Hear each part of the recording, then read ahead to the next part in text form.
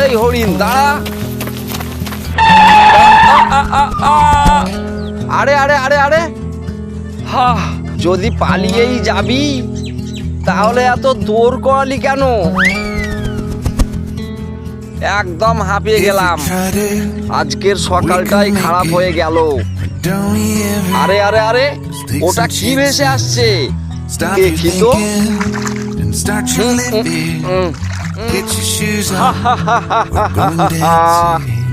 এতগুলো ডিম, আমাকে তো অনেক দিন শিকারই করতে হবে না। আচ্ছা, এই ডিমগুলো দিয়ে যদি বাচ্চা ফোটানো হয় তাহলে তো আমাকে আর কোনোদিনই শিকার করতে হবে না।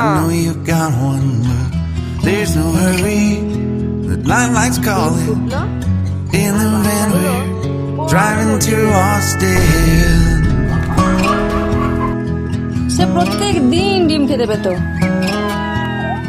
কিন্তু সেই খাঁচায় একটা শেয়ালের নজর পড়ে। কি তাজা মুরগি, কিন্তু সামনে তো বাঘ। আমিও শেয়াল, আমার কি বুদ্ধির অভাব।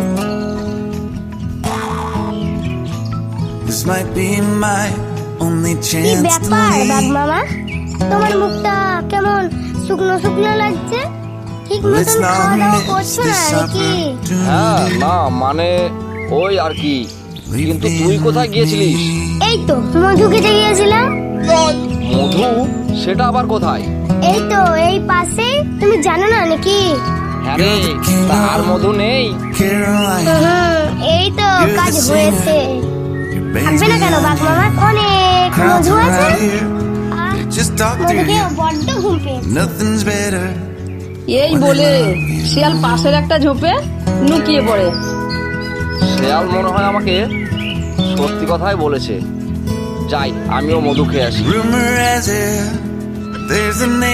আর শিয়াল খাঁচার কাছে এসে একটা মুরগি ধরে নিয়ে চলে যায়। আর এদিকে বাঘের নাজেহাল অবস্থা। কোথায় মধু? খুঁজে খুঁজে বাঘ তো হয়রান। না, মধু আর খাওয়া হলো না। অনেক তো খুঁজলাম, কিন্তু কই মধুর চাক তো চোখে পড়লো না। যাই, ঘরেই ফিরে যাই। এই বলে বাঘ ঘরে ফিরে আসে, আর ঘরে এসে দেখে এক, দুই, তিন, চার। আরে, আমার আর একটা মুরগি কোথায় গেল? মনে হয় কেউ মুরগি চুরি করছে। আজকে রাতে লুকিয়ে দেখতে হবে। এই বলে বাঘ পাশের একটা ঝোপে লুকিয়ে পড়ে আর দেখতে থাকে। আজকে মাকে বোকা বানিয়ে একটা মুরগি খেয়ে আসি। কি ব্যাপার, বাঘ মামাকে তো কোথাও দেখতে পাচ্ছি না।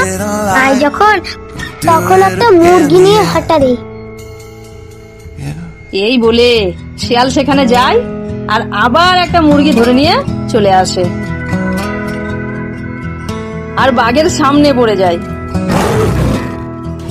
বজ্জাত শেয়াল, এর শাস্তি তুই পাবি। এমন শাস্তি দেব। ওরে বাবা রে, বাঁচতে চাইলে পালাই। ছাড়ো বাঘ মামা, ছাড়ো। গেল রে আমার লেজ, গেল রে, আমাকে বাঁচাও।